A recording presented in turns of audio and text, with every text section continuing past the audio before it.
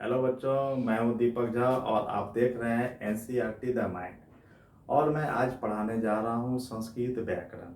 संस्कृत व्याकरण में सबसे पहले वर्ण विचार। उससे पहले हम जानेंगे कि व्याकरण होता क्या है। तो किसी भी भाषा को समझने के लिए तथा शुद्ध शुद्ध लिखने और बोलने के लिए व्याकरण की आवश्यकता होती है। प्रत्येक भाषा अपने व्याकरण के नियमों से बंधी हुई होती है और संस्कृत भाषा का भी एक अपना व्याकरण है। अब हम जानते हैं कि वर्ण किसे कहते हैं। तो भाषा की वह छोटी इकाई जिसका खंड नहीं हो सकता है उसे वर्ण या अक्षर कहते हैं। और ये वर्ण दो प्रकार के होते हैं, एक स्वर्ण वर्ण और एक व्यंजन वर्ण। अब देखते हैं स्वर्ण वर्ण। स्वर्ण वर्ण के उच्चारण में किसी भी अन्य वर्ण की मदद नहीं ली जाती है। जो भी स्वर्ण वर्ण होता है उसमें किसी भी दूसरे वर्ण की उच्चारण हम नहीं लेते हैं। जैसे कि ओ है, ओ में दूसरे वर्ण की उच्चारण नहीं होती। ओ, आ, हर्षई, दुर्गई, हर्षऊ, दुर्गऊ, री, लिरी, ए, ओ, औ।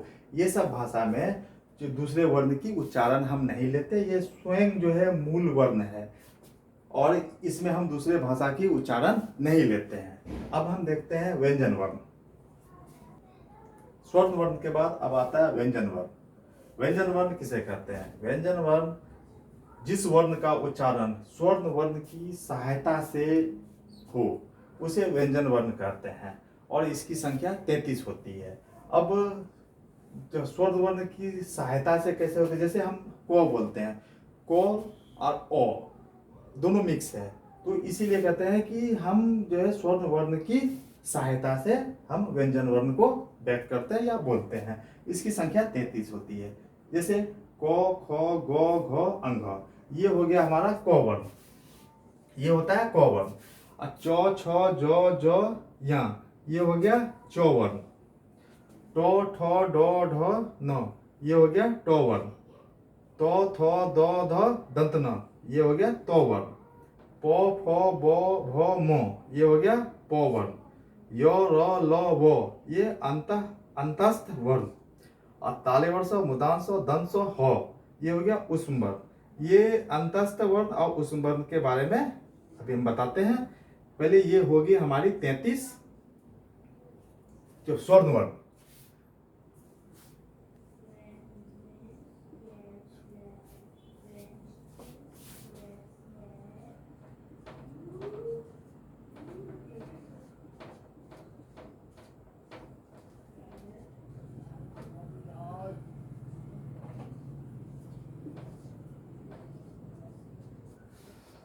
तो हम आते हैं स्पर्श वर्ण में। स्पर्श वर्ण किसे कहते हैं? जो क से लेकर मोह तक के वर्ण को स्पर्श वर्ण कहते हैं। उसके बाद दूसरा नंबर आता है अंतस्थ वर्ण। यह अंतस्थ वर्ण जो है यो, रो, लो, वो और वो, यो, रो, लो और वो को अंतस्पर्श वर्ण कहते हैं।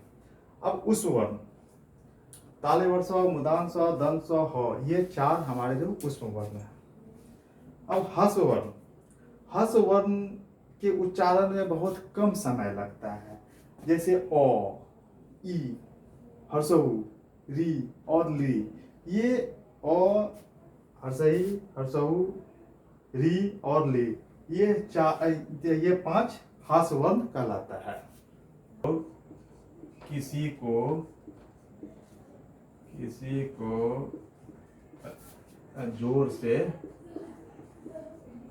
जोर से पुकारने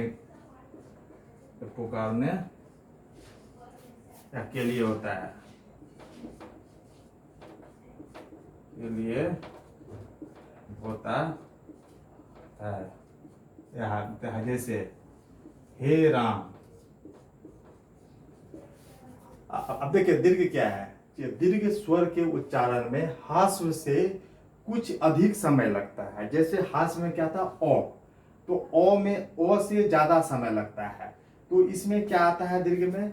आ, हर्षई, आ, दुर्गई, दुर्गऊ, रे, ए, ओ, औ, ये 8 दीर्घ स्वर हैं। इसमें दीर्घ स्वर में ह्रस्व से थोड़ा सा समय ज्यादा लगता है। अब आता है प्लुत।